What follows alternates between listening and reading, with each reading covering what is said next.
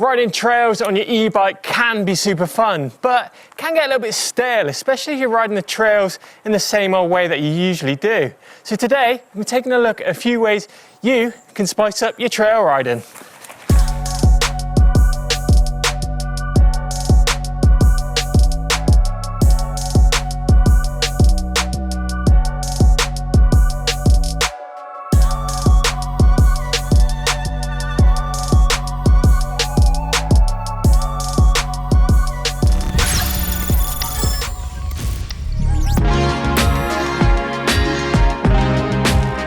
Now, routes feature pretty much on every trail out there. These things can be a lot of fun if ridden in the right way. Normally, if you come into them, you're just gonna be rolling, you can drop down them, pump the trail afterwards. But if you come in with a little bit more speed, you can actually pop off them, hit the downslope after, and increase a lot more trail speed. They'll add a lot more fun to your riding. You're just simply gonna roll down it. It's not a lot of fun, but you come in, get a bit of air under the wheels, it's twice the excitement. Just be aware that if the roots are wet, it could mean a bit of a slide out, so just go steady on those wet roots.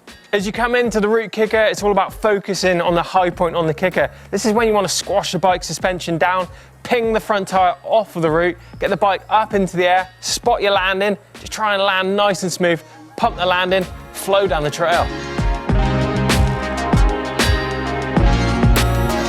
Most of the trails that you're probably going to be riding are being designed by mountain bikes. Now, the great thing about e-bikes is the amount of power that you can get on those uphill climbs. So take, for instance, this part of the trail. On your right-hand side here is a nice smooth climb, probably traditionally taken by a normal mountain bike.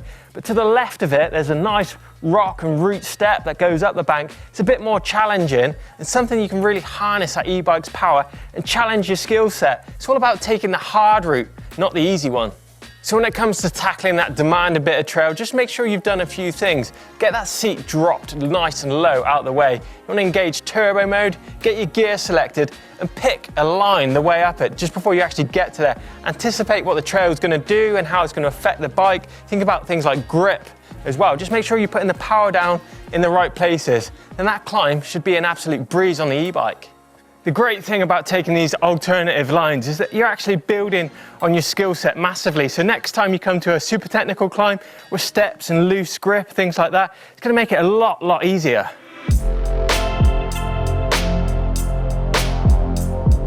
Once you've been riding trails for quite a while, you're going to start feeling a bit more comfortable on the bike. Those turns are going to feel good, the jumps are going to feel dialed. Then it's time to add a little bit of style to the stuff you're riding. Now I find this nice drop off. If you're just going to come in and sail off a bit stiff, it doesn't actually look that great, it doesn't feel that great. All you need to do is come into it with a little bit more commitment.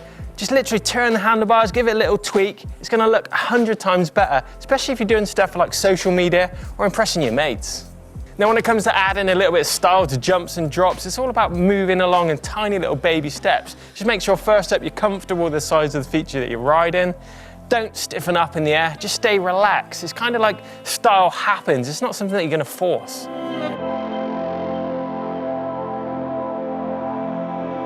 Nature itself is actually pretty good at building some pretty amazing trails if you actually open your eyes.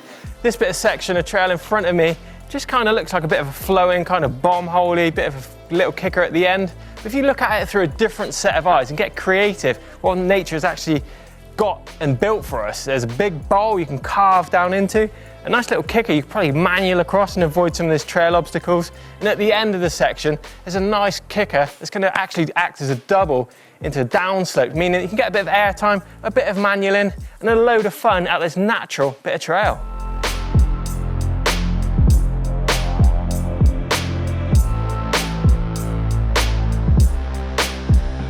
Now you might be wondering what is exciting about this piece of trail in front of me. Well, not a lot, but to the left of me is something pretty cool. It's a big falling down log. Things like this are really cool for building up things like your balance, coordination, things like that. So it might not necessarily be things that you actually see and ride on the trail. You want to look off the trail too, because there's those little things hidden away that can definitely build up your skills.